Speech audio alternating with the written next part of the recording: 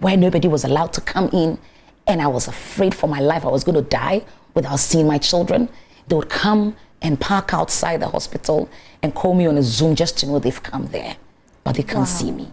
Because every week be a to diesel a good school bus a coffin granaba and two I answer now over Jim Gran to my summoner. Sank a bus because we pay up. Maybe as all you three see we are with school fees once year with a pay up about 10 cities. Because your bus back bus no Ophelia Gasankasa 30 million 3,000 and no failure almost 5,000. I was for a gospel musician Diana Hamilton what in Sembi Abetudra efa na brabo bi a twam emre or ninu kunu wareye na omunya wani wa beka nsem bebre aka ni so oteye ene areho a woko mu na kwadon tells-Lilwin ina inim se oman ni mu ayede ono so abekire na adwen de afa ho apa sensem bi e da maye president amede mu nkyeremu ebe somo na se mehye mensem na seda na me de Diana Hamilton asoye se de enim se oba kwa aware na se mpodrum pempen so bi a ade hwehwe free ni wane so betimi awo baby na society na se mponi family no omani aje na Diana Hamilton an interview no dey nsem bi eto dwa say abro ne kunu eware for 6 good years na wonya baby ento ne nsa so nyinsen kra no na ehwa yeden edi amana ne kasa mochire mu say saa time no na akoda ne atete edi amana na abrenya abrobia na okoda osu na ne kasa mu so de bibi eto dwa say sebe ye wo wiase eya na obi ho no say onya ba na amafo benim social media bisa no question ene ye den adentina wo ye na sansam ni nyina no e wo say timi eja ne de bibia ema nyankopon na nyankopon no woni nim de wo ya san ne wo che na ni gisam ne sese ema wanya wo mu ensem no de to dwa no na edoso ne nyina no efutuo nso ewo mu bi na san ne bekọ ne akotie ne nsam no ede aba no Erica Juma wo so de guitar marketing de eno na make am for me ba ne se wa brochima mu wadwuma sem na enkoyi adwuma nti wonya time ma family ana simple adwuma we no ska bia enhyeda enim de sitting afie na enche kwa ba fa so bia business online obenye ska e de frame for numbers na go screen no na penny for any enkomo de hia ne se wo phone na wo laptop na wo access to internet e be chere kama mo business na timi agina so mapa na nchirima nyina etimi abe use e de amount yenkote ensema Diana Hamilton e de abeto dwa no emra. We have read stories of, you know, you waiting on God for pregnancy. Some have said you did IVF and all of that. Yeah, yeah, but you didn't do it. It's a very interesting conversation that when God blesses you with a child, you just have to give praise to Him. And I like to say this, that this is a question that you sit somewhere. I've heard people ask other people, did you do IVF? Did you do this? And I'm like, God grants people knowledge to do things. And when God has done a miracle, let's not be quick to downplay a miracle that God has done or wash it under the carpet, because He uses different things and different people to work in our lives. I don't know if that is making sense. Even people who have done the IVF and it didn't work. There you go. Yeah. People who have done it and it didn't work. But the thing is, when God blesses someone and the person comes to tell you, the Lord has blessed me, you're going to ask what position she slept with her husband for the baby to come, or who she went to see. The thing is, the result is there. And I don't want anybody to downplay anyone who has done that. Exactly. Exactly. And I come again to say, sometimes when people are going through the issue of childbirth, don't ask them questions. I heard there's a young lady that I know has been through a long time of waiting. And when I heard her speaking with another guy, and she's like, when I'm going through it, just pray for me in your closet. And when God does it, praise God with me. Does that make sense? Rather than wanting to know what they did. If someone did that, God has done it for them. If it works for everybody, then there will not be anybody praying and waiting on God for it. If it's that easy. Do you see what I mean? As you were waiting on God, did you receive comments, negative comments? Did people bash you? People? Oh, it came. How did you handle it? I'm an easy go person. If I want to answer, I'll answer. If I don't, I won't. Yes, would come home and cry. You were crying all the time? Oh, I cried at the end of every month when I was hopeful and it didn't happen. Wow. Do you see what I mean? But then, like a Christian, you don't cry as an unbeliever. You cry as somebody who has hope. But if you don't cry, then you're being a hypocrite. So I cried, but I trusted God. And when God did it, it was a miracle. So it was one of those moments I was short of words. I wasn't able to articulate it then. And back to the question you asked me. Then last year, early part of last year, I had a very strange disease. Really? Strange disease, Rosalind. I was hospitalized for about 6 days or so. And they couldn't tell what it was. And fear gripped me. Fear gripped me because it was at the height of COVID where nobody was allowed to come in. And I was afraid for my life. I was going to die without seeing my children. They would come and park outside the hospital and call me on a Zoom just to know they've come there. But they can't see me. And tests were run. And they couldn't tell me what it was. My infection rate was going up. They couldn't tell. They were trying every antibiotic. I was scared. I have to let you know. I'm a nurse. And so at that particular point, I'm asking,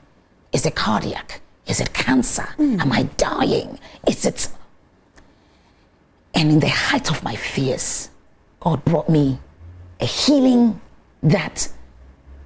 was mind-blowing. Ebusan for way and some Madina Eda Baba to Johnny Tin some na Yabeka Abraham Brown co-grant interview on also the Sembi to just na which you say Abrana Winya Ban and Sembi amount for Kanye on also Timmy Suana Yana Rewo now so yen your man back me be born pending who to Yanko Ponsono Yanko Ponti me in his son in the dear at the manor in Nano on also then the dear ever to Jadina so Abeka baby there for 1 summer might be Mukawa realm when you was Robia say or baby I will call Reno. Unso betimi enya wo so ene wo die metwa mensam no so akwadon kansala we na de nsam bi abeto dwane nsam no ene ye president Nanado ena wo bo na chi kansam pepre e de man se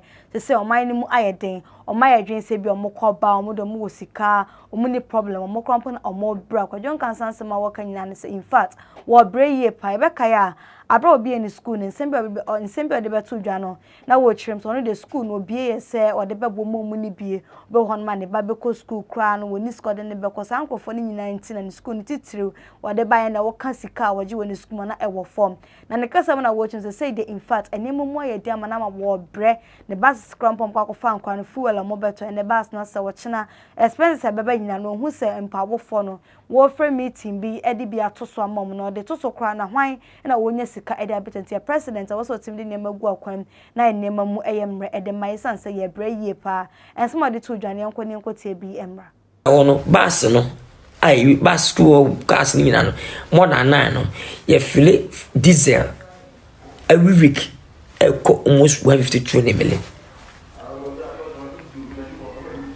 on sahawi no sebi nyame amoma untimi nyame mama unyi bari benya skefi e dey atofu we no atese aban beto skwampo seke fuwe no emra bia twist kwampo na se wan pesika nkwa untimi nkoto eti bo nyame mpa se onyama ne mayre emra sunwi maye cause every week bia to diesel egusku ba se kofa nkwa ne ba entu ahenso na wo beje nkwa no so na sanke ba se ka so peja ebia so oji 3 we oji school fees 1 year but peja ko be 10 cedis but extra wo ha awo fo no so na wo ha papa fo no ha nkra no ahore ne beje ho ba ma mintimi na fe ko fa su eno ha wo de ba ti hwe ni nyina se ne bo si abokwa na yabo ne de ye support kakra se ne be ya ye hweta ma ne mo ko fom enye easy cause your bus no Ophelia ngasa na 30 million 3,000 and Ophelia almost 5,000 bus back almost 5,000 a come Monday to Thursday and so Friday grandpa Sabas near 3 I can say 2 no for say Ophelia almost 5,000 after grandpa near 10,000 your upanka your return bus and Ophelia almost 2,000 something upanka Ophelia almost 1,500 upanka say 2 your sprinters and so Ophelia almost 1,300 1,400 it imagine car when you fuel no kaboom we could be say it obiana na how and say nipa we ebe kana house say no fam na wotenchira wo so be dina tema debi wonim nipa no onu kwadwuma wondam an a wonam sa hawo ne mu ana woni do bi so sukom ne komo su no wo su anwabo o se anwabo 1000 something wo su ho obi su ayo hospital no enyepe anze timi de Ghana fofom nyina no ebi na meso me fam do fam wo anwa ho meso me fam wo anwa ho isanse school no unipa 1000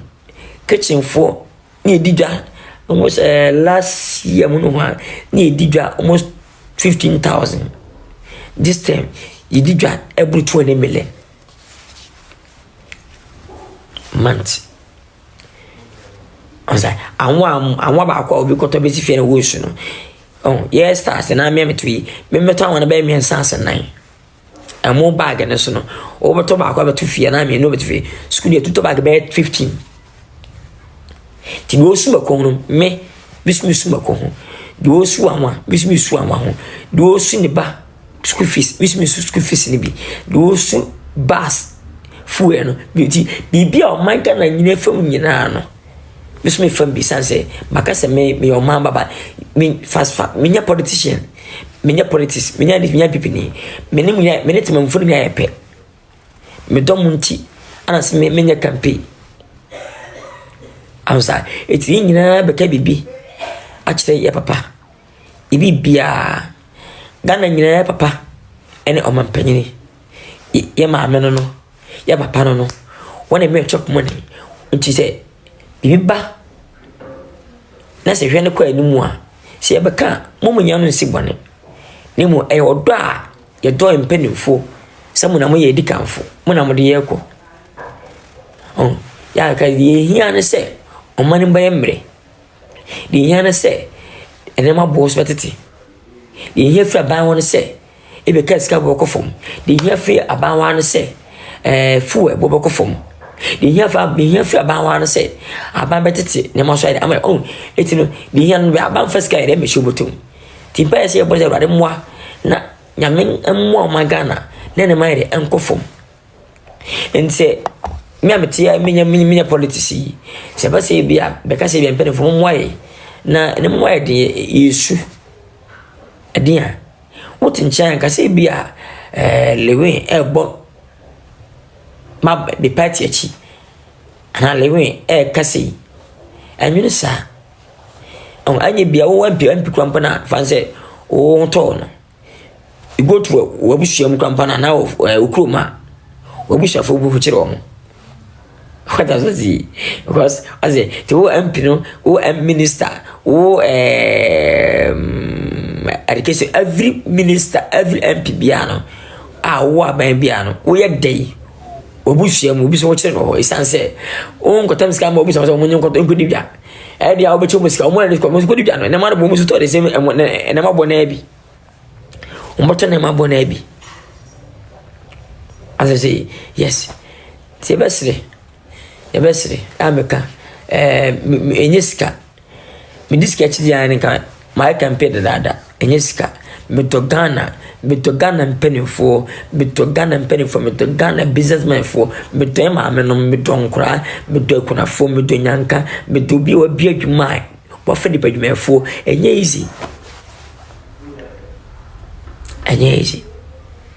easy cause first mitona mehwe oku company bima na company si won ne o ka se no konto kwa ne bi wo bobi sum wo tiatia bi na menti ase kana tie Jesus ene masem but ye benyini ya onyame de ekwe ne mo no sa ha woni nyina no yeso anya sa ha ne bi anza ya benya ha woni bi ete ha ekwa do ma me faso mu ma me udu ma metem wo tete ma me nyina no usu be nyina ba wo ba ma wo so bana ide abetiti bi then we remember sampa me kwa se na so ne ye ma me ampo he ne me so na me de eye first o ma jiska fru ma ngo de bia o jiska fru ma ngo ma me ne we o bo wa ma wo ba so ide abetiki the same issue na be with you papa mpoi se na o de o ma me no papa na sa no o ma so de ebe yo unless one o ti bibia ye bia no misre yes so ba take over abenya sa ho na bi to say good things now so dey ba when the good things are efro enye easy I say enye easy cause yeah pese be kase be me it no time me hwe adwen dam so na ene ne ma nipa namu na me bet me meta social media me kasa me di atem e me kokontoko da bi da minta was bebe ne wiase kro no o se nipa o dwene modern o dwene ko achi ni nyame mo adwene ade abeya mo hoto otasasi ya enye metim akaw enye ntokwa hunu enye di atem enye otan bi tabi dwene o fadwen trase dwene nyame fadwen mi she otrim de so wo ye de so wo be so fa de so ka kire na wade yama beka hawa menemu a uyamba shiwo wode imagine wode wa fa enyuba music wampona ene wo yenyuma sebe fa kwa yasem wo yenyuma enyumo no sebe fa so ye video collect video ubaka twa video promotion back to back ucheska we ni nyana sanfa eno how dan chen oh eno kwa eno ha you know of bo movie abeye wo ye kwa fa so benye sika movie na wo twa sibisa twa oh sa bi we nyana obeja adwe nya to abedwe wadamfo na wade wo ne bi wo du atam obedwe de ono wo ka wasa wo radio so dabi wo ate trase dwene de wo so ye dwene how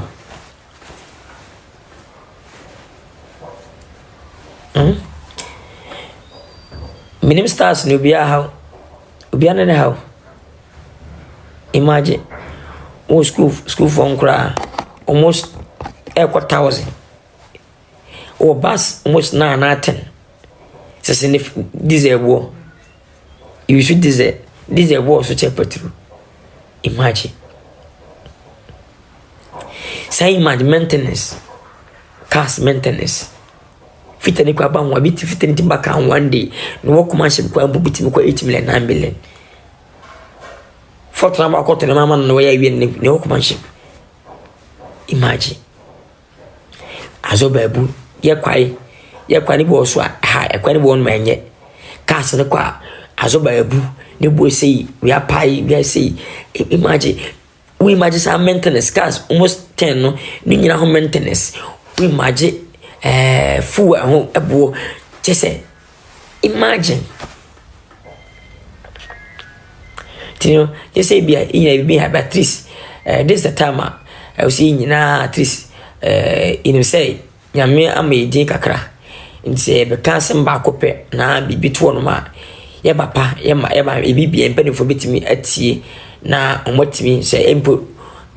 wonte ya ebia obiaka benko akiri be ye celebrity no obe kanse me ko akiri ntino ebe na so moti ehun de betimi ayede aboa onza etino minti me so life make no o se ye sebi also nke nyese movie na akofuma can situation yi can be moving nice moving ye movie na bi akofon kakra anka ke be twa as nice moving collect one about the issue na ekoso no na ida bible ntene ama mpeni fona hwe na omude ye collection so onza okwa bochiri ba bia se abani de bibi ba anampu company be so de ka foforo ebedwa so a omude ye moving after moving na adekwara ba bantene it said musicians no edi itwa music video a ade am person introduce me champagne wa nyina no be music video asana ba bantene anti gaga na no enya mfaso a ye mpani phone binum ehu ye so mfaso a anka aban eye bibi na opese ganafo ye gituma o se ye di movie anache de tonwom ana fast stars ne kasa na ebo ere bo aban no no se abanso we yenye baby ni hu ye so mfaso ntino ti umpelefo na bia keke no waye e basa na otimfo no mo na afa ne trageke bese o celebrities akasifo no celebrity o ne celebrities bia ka ho asema opia beti awon sabda we se na ban na ere ebo Abusan for way any kwadjon cancer Lilwin so somebody abeto dwa efe economic hardship as say Ghana ye face na sana meto aso no Silverline Realty and Investment Limited and American for their amount eba ne sell pass ato asase registered na manso sembia eni onya afina langard for betete na wode wasase nso ntimi enkoso dia for more numbers na from bema obia to kama pa opebi wa amasaman amrahia dodowa Apollonia Abokobi Hills ani nyina no Ubenya bi ato amanso sem eni ho afen so ope professional land surveying services, architectural drawing and building construction, land documentation, real estate planning and development and also fra ma be become a pa e the amount of numbers necessary na ni penifo eni enkomana so eje wodie ensemi abetodwa e wo social media no betimi atwe wadwen e the found the befiru ababia no e be sign so e the abrama renfi subscribe to channel no Ghana page no follow me e wo Instagram catch na akosia makram Eba mema hwemu dia Dr. Amuzu ye na Africa ha nyina yaji ya atum oba ya hye honom a ye sanyare wa bebre na yare wa ya Ghana fo aji ya atum atre Africa ha nyina ye mema hu yade na esa enti bema bi a otemi a ye kan so owo weak erection no bema no sori a emunye dene odi ko banase ya na adwo de esa kono early ejaculation se uni oba kwa impasswa enche no ho asane wo obu a na be man se bi afon aikituwa bi obi de so atwe akom na enam enyini nti prostate abesoye ebe obi ehweme wanya prostate wakoye process adwiri eye firi honom menne ne be man empeja biom wo low sperm count wo sperm se bi ni mukura ni nyina oba Dr. Amuzu ebe buawo yaso ye ne wo Kumasi Tafu Club 600. Yejuma from Monday to Monday. Anopa nonson. Yejuma ko fe nyumre lumnifa. Dr. Amuzu Herbal Clinic. Mauji Hiochalo.